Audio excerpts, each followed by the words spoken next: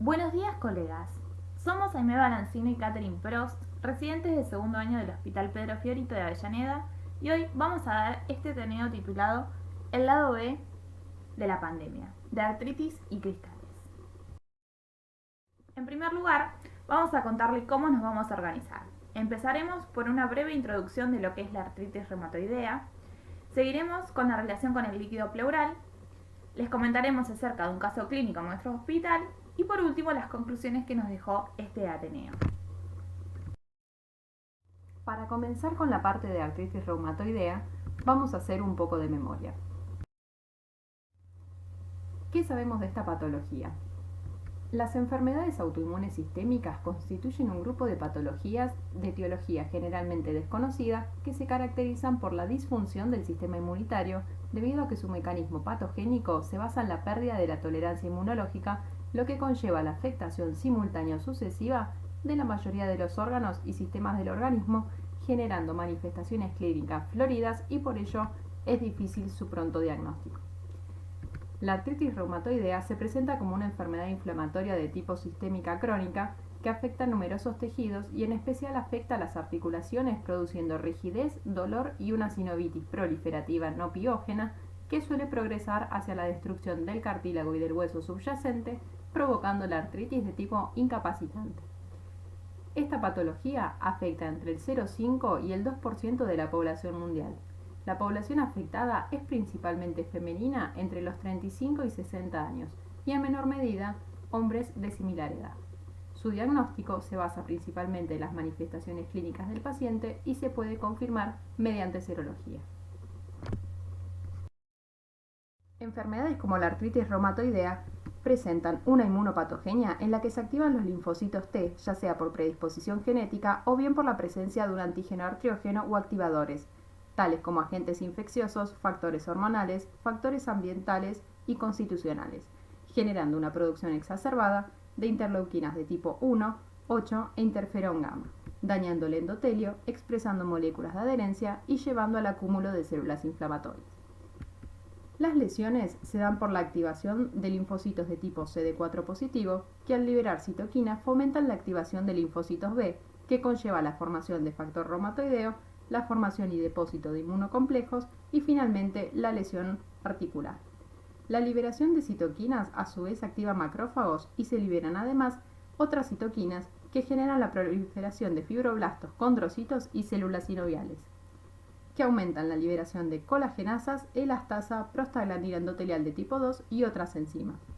Finalmente, los linfocitos activan el endotelio, haciendo que éste exprese moléculas de adherencia para que se acumulen más células inflamatorias. Todos estos factores llevan a la destrucción de hueso y cartílago y la formación de fibrosis y anquilosis. Seguiremos con las manifestaciones clínicas. Empezando por manos y pies como articulaciones principalmente afectadas, se da de forma bilateral, simétrica, con una clásica rigidez matutina. A su vez, pueden presentarse manifestaciones extraarticulares en las que se pueden observar nódulos reumatoides, vasculitis de tipo necrosante, manifestaciones pleuropulmonares, oculares, neurológicas, hematológicas y óseas y complicaciones tales como amiloidosis y artritis séptica. Además de las manifestaciones clínicas propias de la enfermedad, hay síntomas generales que preceden a las mismas como astenia, anorexia, fatiga constante, pérdida de peso y rara vez episodios de fiebre. ¿Cómo vamos a ver entonces el daño articular? Por afectación de articulaciones de manos y pies, como dijimos, que se va a dar de forma bilateral y simétrica, con la clásica rigidez matutina, la presencia de nódulos reumatoides y vasculitis de tipo necrosante, y siempre tenemos que tener en cuenta que la lesión de la artritis reumatoidea se desarrolla en 3 etapas. Como mencionamos anteriormente, la lesión en la artritis reumatoidea se desarrolla en 3 etapas. La primera fase va a ser de inflamación sinovial y perisinovial, que se va a caracterizar por la afección de las articulaciones pequeñas de manera bilateral en manos, comprendiendo las falanges y las muñecas, y en menor medida de los tobillos. Hay una inflamación aguda con exudación de fibrina y leucocitos polimorfonucleares, y a su vez se dañan los pequeños vasos y existe una presencia de líquido sinovial con leucocitos y complejos inmunes. En una segunda etapa de proliferación y desarrollo de panus, que son vellosidades fibrosas, se produce la deformidad de la articulación y se daña el cartílago. Finalmente, la tercera tiene un predominio de fibrosis y anquilosis, donde se deforma e inmoviliza la articulación por la transformación de tejido granulatorio a tejido fibroso. Veamos qué relación tienen los líquidos con la artritis reumatoidea. Como dijimos, la artritis es una enfermedad de tipo sistémica y por eso no debemos dejar pasar la presencia de exudados, dado que se pueden afectar de manera simultánea o secuencial más de una serosa. En el caso del líquido sinovial, esperamos encontrarlo dentro del grupo 1 o no inflamatorio, con un recuento leucocitario menor a 3.000 células por milímetro cúbico, a predominio de monomorfo, con una glucosa similar a la del plasma y unas proteínas que rondan entre los 3 y los 3,5 miligramos del cilitro. Por otro lado, el líquido pleural, y en el cual vamos a hacer hincapié por nuestro caso clínico, se suele dar por una pleuritis producto de inflamación de la serosa, consecuencia de un aumento de la permeabilidad. Este derrame pleural se da de forma unilateral, es un exudado, y su cantidad suele ser escasa. Los derrames pleurales son pequeños o moderados, unilaterales y en ocasiones loculados. Pueden ser transitorios, migratorios, recurrentes o más comúnmente crónicos. En un tercio de los sujetos hay lesiones pulmonares asociadas, como nódulos o enfermedad pulmonar intersticial. Más de 2/3 de los derrames pleurales reumatoides se resuelven espontáneamente en 1 a 4 meses. Sin embargo, en un 20% de los pacientes son persistentes o recidivantes, lo que puede conllevar secuelas del tipo engrosamiento pleural o pulmón atrapado. También podemos encontrar líquido ascítico o pericárdico, pero como no son tema de este Ateneo, no vamos a hacer mayor hincapié. A título informativo, los anticuerpos para detectar este tipo de patologías son el factor reumatoideo, como gran predictor del desarrollo de artritis y de daño radiológico, y además predice la persistencia de la enfermedad. La positividad del factor reumatoideo, especialmente en altos títulos, también se asocia con mayor frecuencia a manifestaciones extraarticulares. Si bien el isotipo del factor más utilizado es el IgM, algunos estudios han demostrado que el isotipo IgA se asoció con mayor daño articular y niveles elevados del mismo se relacionan en forma significativa con pobre respuesta clínica al tratamiento con agentes anti-TNF-alfa. Por otro lado, tenemos los anticuerpos antipéptidos cíclicos citrulinados que tienen alta especificidad para artritis reumatoidea de reciente comienzo. Se han asociado al desarrollo de erosiones y progresión de las mismas y con un curso de la enfermedad más severo.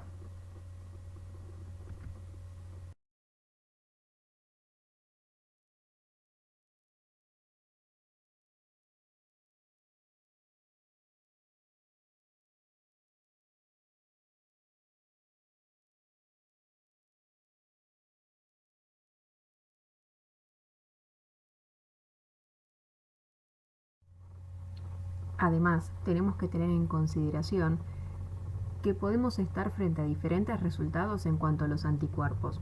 Por ejemplo, si tenemos ambos anticuerpos positivos, es decir, el factor reumatoideo y los anticuerpos antipéptidos citrulinados cíclicos positivos, estamos frente a un indicador de artritis reumatoidea bastante fuerte y con un desarrollo severo de esta enfermedad.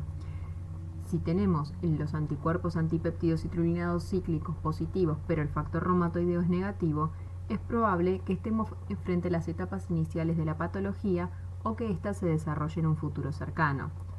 Si se da al revés, es decir, con el factor reumatoideo positivo, es clave la evaluación clínica del paciente de parte del médico para determinar si realmente el individuo tiene artritis reumatoidea o cualquier otro trastorno inflamatorio. Por otro lado, si ambos autoanticuerpos son negativos, es menos probable que exista esta patología, aunque no es excluyente. En casos de artritis reumatoidea juvenil puede existir la patología sin estar estos anticuerpos presentes. Dentro del tratamiento farmacológico, para esta patología se emplean antiinflamatorios de tipo no esteroideos, como la aspirina, indometacina, ibuprofeno e inhibidores de COX-2, fármacos antirreumáticos, fármacos esteroides, fármacos citotóxicos como el metotrexato y drogas inmunoreguladoras, además de la terapia. Siguiendo con la organización de nuestro Ateneo, vamos a hablar un poquito del líquido pleural repasando lo que ya sabemos. Por alteraciones en el equilibrio entre la presión oncótica e hidrostática es que se puede acumular líquido alrededor de los pulmones. Se extrae por toracocentesis y puede ser primaria o secundaria la acumulación del líquido peritoneal. El líquido normal suele tener aspecto amarillo pálido y claro. Los parámetros básicos a determinar en el laboratorio son aspecto, comprendiendo el color y la turbidez, el recuento celular con su respectivo predominio, proteínas totales y albúmina para establecer el índice GASA, glucosa, pH y LDH. Además, conocer el valor de triglicéridos permitirá diferenciar entre kilotórax, pseudokilotórax y empiema. Es posible, a través de las características físico-químicas del líquido y distintas determinaciones, llegar a conocer la posible causa de la producción del mismo. Es así como tenemos al trasudado, que se debe principalmente a una insuficiencia cardíaca congestiva, cirrosis o diálisis peritoneal, en donde va a existir una filtración de sangre a través de la pared vascular físicamente intacta. El aspecto de este líquido es más bien amarillo pálido, claro, con un recuento celular menor a 300 células, una relación de amilasa menor a 2, una relación de bilirrubina menor a 0,6 y una glucosa similar a la del suero. Además, va a presentar una LDH menor al 60% de la que encontraríamos en el suero, proteínas menor a 3 gramos decilitro y una relación entre las presentes en el líquido y en el suero que no supere los 0,5. Todo esto confirmaría la presencia de un trasudado. Por otro lado, el exudado puede ser causado por una infección como por ejemplo neumonía o tuberculosis, neoplasias, colagenopatías, hemotórax e infarto pulmonar. Podríamos decir que se genera por la existencia de daño en las paredes vasculares. La característica del mismo, como vemos en la diapo, será de un color anormal que puede ser sanguinolento y turbio, un recuento celular que puede llegar a ser mayor a 1000 células por microlitro, una relación de amilasa superior a 2, así como una relación de bili total mayor a 0,6. La glucosa será por lo menos 30 miligramos menor que en el suero, mientras que la LDH superará a la del suero en un valor cercano al 60%. Por último, la concentración de proteínas supera los 3 gramos decilitros y la relación líquido-suero de las mismas es mayor a 0,5. Recuerden que cuando se evalúan líquidos es de especial importancia el suero pareado, donde la extracción del mismo no debe superar las 4 horas previas ni posteriores. Por otro lado, podemos distinguir al líquido pleural entre kilotórax, pseudokilotórax y empiema. Los vamos a diferenciar según el aspecto, que puede ser blanco lechoso o amarillo sanguinolento para el kilotórax, lechoso verdoso para el pseudokilotórax, mientras que límpido para el empiema. Otra gran diferencia la vamos a encontrar en los triglicéridos, la presencia de kilomicrones y el valor de colesterol.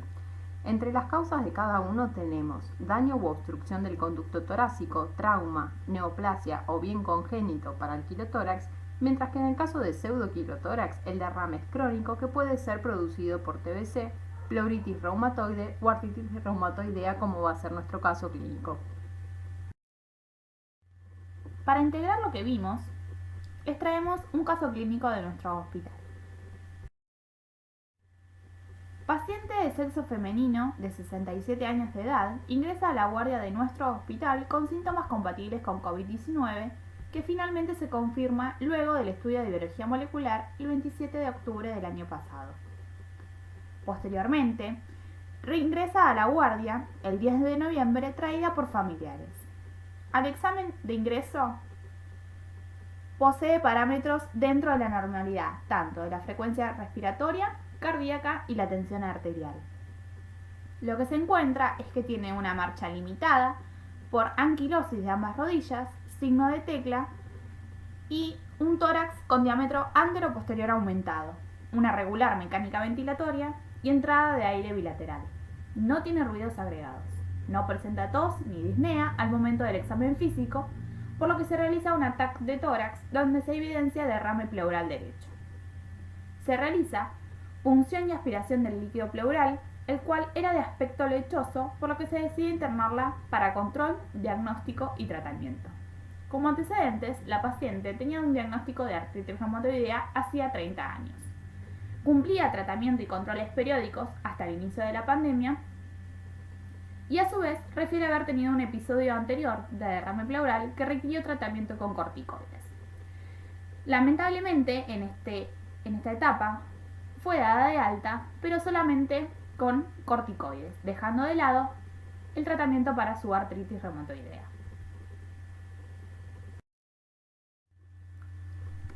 Como dijo mi compañera, a partir de una toracocentesis se extrae el líquido pleural. Este luego se remite al laboratorio, dejando una fracción para el análisis microbiológico y otro para su análisis físico-químico. Ahora les pregunto, ¿qué vimos en este líquido?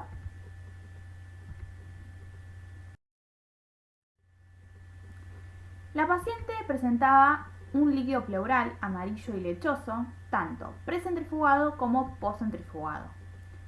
Si recuerdan, como dijimos anteriormente, esto puede orientarnos más que nada a que se trate de un quilotórax. Pero evaluando el resto de los parámetros, llegamos a otra conclusión. Sigamos viendo un poco más este líquido. En el recuento se podía observar una gran reacción inflamatoria a expensas de mononucleares. ¿En qué nos hace pensar esto?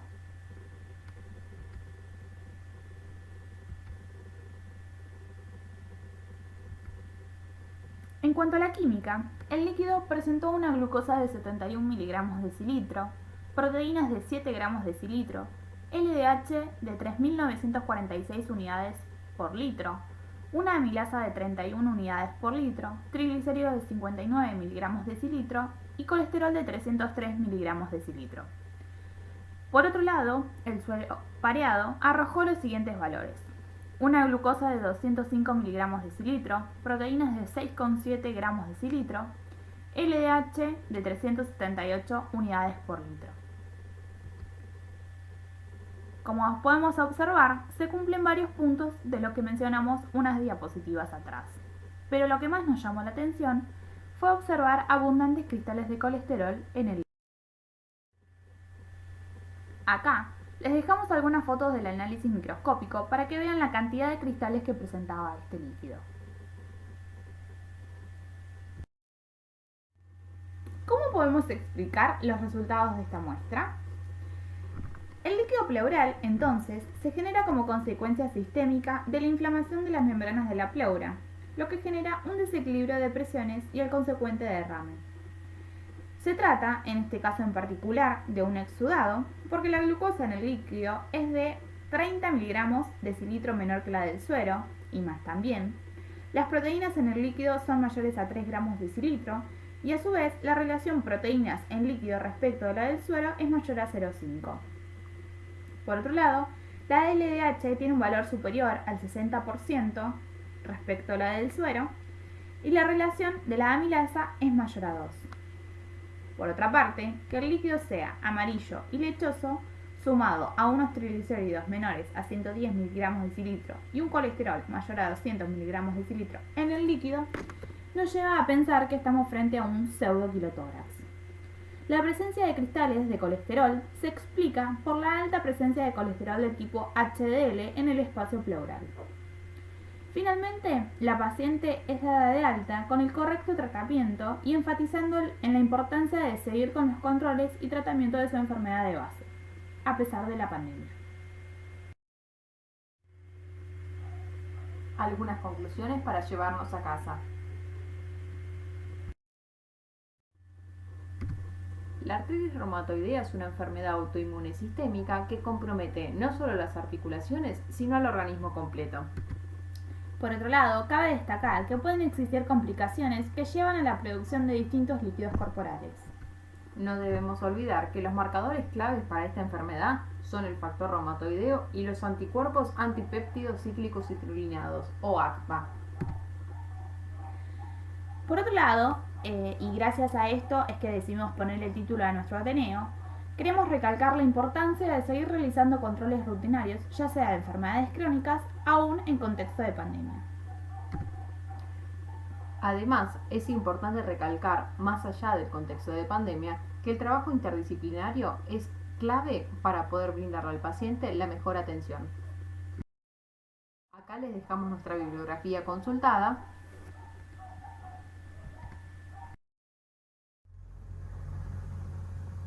Queremos agradecer especialmente a la doctora Cristina Artana y a la bioquímica Erika Sip, bioquímicas del sector de proteínas y autoinmunidad de nuestro hospital, por la información brindada acerca de la enfermedad. A Federico Benavides, médico reumatólogo, por despejar nuestras dudas respecto a esta paciente y su patología. A Ezequiel Sormani, médico residente de clínica médica, con el que tuvimos un ida y vuelta casi a diario respecto a la paciente y a su evolución. A nuestra jefa de laboratorio, bioquímica y farmacéutica Miriam Pereiro, y a todos nuestros compañeros y compañeras del Laboratorio Central que nos escucharon y aconsejaron en la preparación de este Ateneo. Acá les mostramos una foto de parte del plantel del Laboratorio Central. Acá estamos las residentes de bioquímica clínica del Hospital Fiorito junto a nuestra instructora. Y principalmente les queremos agradecer a ustedes por estar del otro lado de la pantalla y ante cualquier duda recordarles que pueden consultarnos a través de nuestro Instagram o bien enviarnos un mail. Muchas gracias y hasta la próxima.